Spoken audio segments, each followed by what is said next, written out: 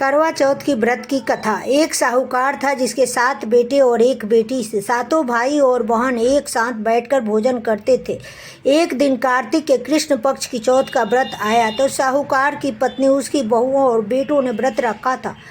शाम के जब सभी भाई भोजन करने लगे के लिए बैठे तो उन्होंने अपनी बहन से कहा, आओ बहन भोजन कर लो। बहन बोली, आज मेरा करवा चौथ का व्रत है, इसलिए चांद निकलने पर इसे अर्घ देकर ही भोजन करूंगी। तो भाइयों ने सोचा कि चांद के निकलने तक बहन भूखी रहेगी। अतः एक भाई पेड़ पर चढ़ गया और वहां उसने दिया जलाया और दूसरे हाथ में चलने की ओट कर दी, जिससे वह दूर से चांद जैसा दिखने लगा। फिर शेष भाई अपनी बहन को उस नकली चांद को दिखाकर कहने लगा, बहन चांद निकल गया, चलकर उसे अर्घ दे दो। बहन अपनी भाइयों से बोली, चांद निकल आया है, चलो अर्घ दे दो।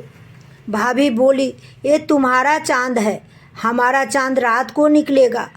तब बहन ने अकेले हूँ उस नकली चांद को देखकर अर्घ दे दिया।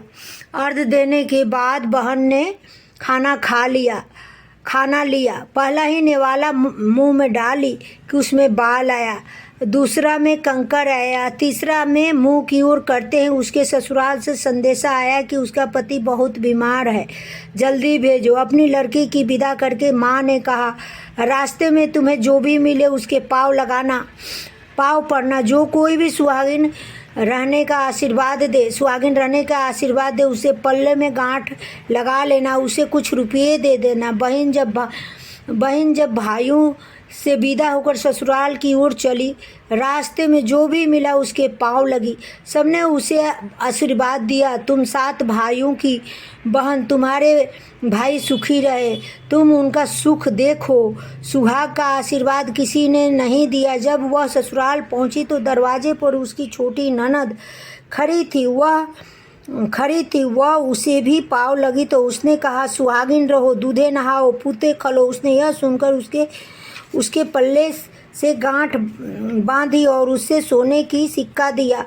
फिर भीतर गई तो सास ने कहा, तेरा पति धरती पर पड़ा है। वह अपने पति के पास जाकर उनकी सेवा करने लगी, बैठ गई। याद में सास ने दासी के साथ बची खुची रोटी भेज दी। इस प्रकार से समय बीतते गए। अगहन मास की चौथ आई तो वह चौथ माता से बोली, हे माता, आप मेरा उद्धार करोगी, आपको मेरा सुहाग देना पड़ेगा। तब उस चौथ माता ने बताया, पूस की चौथ आएगी तो मेरे से बड़ी है, उससे ही कहना।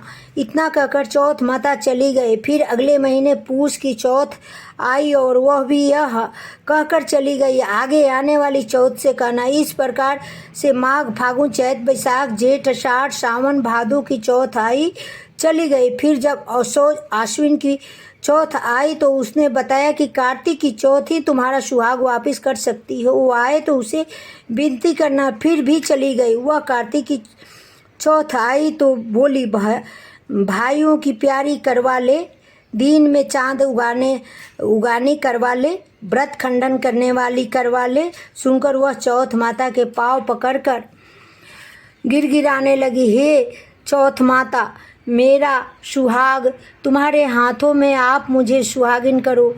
तो माता बोली, तुम्हारे व्रत भंग कर देने से भगवान श्री गणेश अत्यंत अप्रसन्न हो गए और इसी कारण से तुम्हें पति की यह गति हुई है।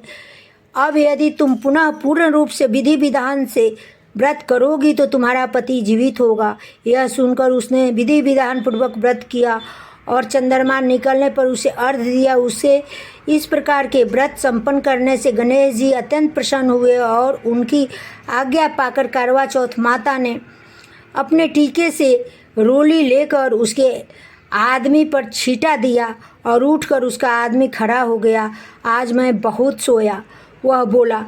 पूरे 12 महीने बाद वो सोए थे। आज गणेश जी और करवा चौथ माता की कृपा से खड़े हुए। हे करवा चौथ माता, आपने जिस प्रकार से उसके पति की आयु प्रदान की, वैसे ही हमारे पति की दीर्घायु प्रदान करना। जो भी इस व्रत को करेगा, जो भी इस कथा को पढ़े या सुने, इसके सभी के पतियों को दीर्घायु करना, सबको प्रसन्न रखना। करवा चौथ करने वाले सभी सुहागनी को मेरा बहुत बहुत शुभकामना।